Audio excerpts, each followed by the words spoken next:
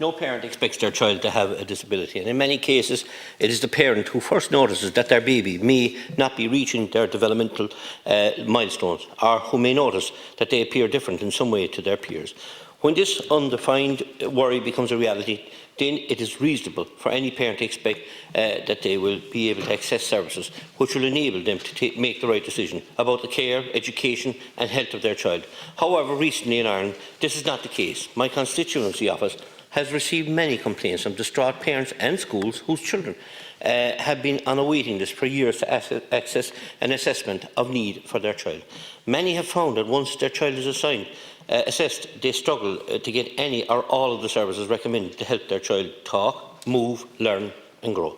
This means that children's rights are not being respected in the disability sector in Ireland. Every child with a disability in Ireland has the right, under the United Nations Conventions on the Rights of the Child, to the highest level of health and education, so as to fulfil their potential as human beings. What is this Fianna Fáil Fine Gael government up to? I was the first to raise the crisis with the Kilbrittain Early Intervention Unit here in the Dáil about a month ago, and the suspension of funding for this great service from September this year onwards, a unit which I fundraised myself a number of years ago for the people of Kilbrittain and its surrounds. Now, after the pressure being mounted by myself, the government have reversed the decision and gave funding for just another 12 months from this September onwards. But I truly am not at all happy for the people, on behalf of the people of Kilbrittain, Timothy, Barryroe, Ballinspittle and Ballindee, who use the service in Kilbrittain. They deserve to have their children know that they have this excellent ran early intervention unit open for many years to come. And this is a challenge I will fight this government on the months ahead, every inch of the way, for the people who use this Kilbrittain Early Intervention Unit. I asked the same question myself today when I was asked to put up an ad on my Facebook to support Ballydehob National School fundraising next week for an SNE.